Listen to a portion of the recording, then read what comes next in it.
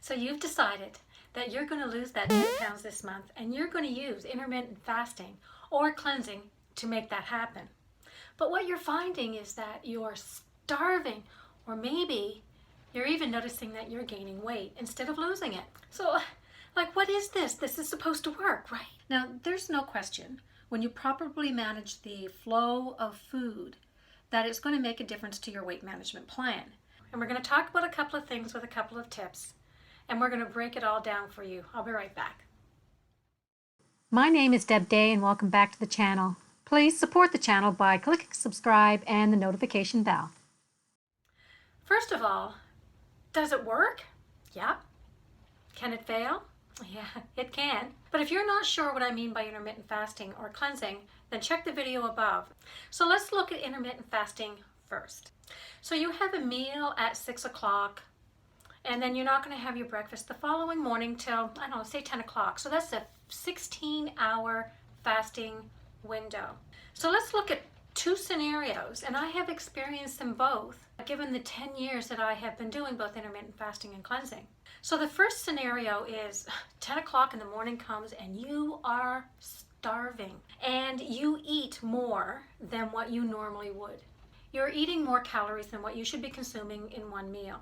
So instead of processing all that food you just wolfed down, your body's going to store some of it as fat. We don't want that to happen. So here's a tip that you can use to stop this from happening. Is you eat that first meal at 10 o'clock, and then you take that 8-hour eating window that you have and spread your meals across that 8 hours. Make sure you don't skip anything. And you also need to make sure that you're spreading your protein intake across those 8 hours as well. Scenario number 2. Once you get used to doing this, you'll find that you're going to wake up in the morning and come 10 o'clock and you're not hungry.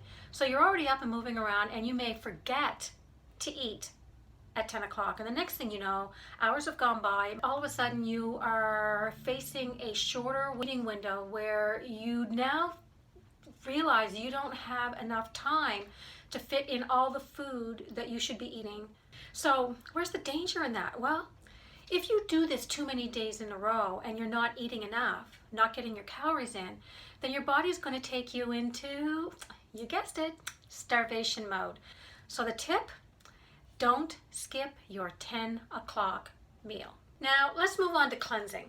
It basically works the same way, only you're going for probably 24 or 48 hours without a meal. So if you're doing a cleanse that is 1 or 2 days long, there's no question. Your body is still burning up calories just for the basic bodily function like breathing, digestive systems, blood flow. All of those things burn calories, and if you're not consuming them, then it's going to go to your fat stores to get those calories. So yes, you will lose weight. So what does this all mean? You're even hungrier on day 3, and you might eat, again, way more than you should. You might even find that you've got the mindset that because you just went for 2 days without eating, that you can eat more to make up for it. That's a bad move. So let's set the reality here. You are going to lose, and it's different for everybody, how much you're going to lose on a 2-day cleanse. But let's just use the 5-pound weight as an example. You can lose the 5 pounds over that 2 days. When you start eating again, some of that weight's going to come back on. You have just gone 2 days without having any carbs, which also means you lose water weight. It's a great benefit when you're cleansing because you lose some of that bloated feeling that you might have. But when you start eating again, you're bringing those carbs back into your system. And here's the thing. For every gram of carb you eat, you are going to retain 3 to 4 grams of water. Your body just does it. So here's a couple of tips.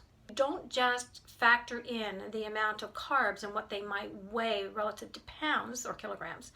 You also have to consider the 3 to 4 grams of water that are going to go with it. Tip number 2.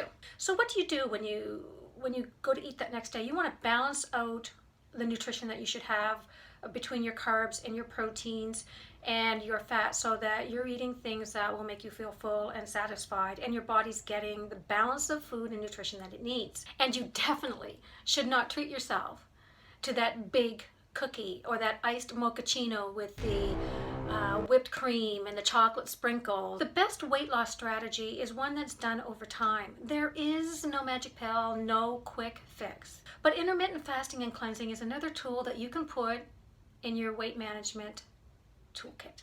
Because remember, what we want to accomplish at the end of the day is to be the healthiest versions of ourselves possible and to live one kick-ass life.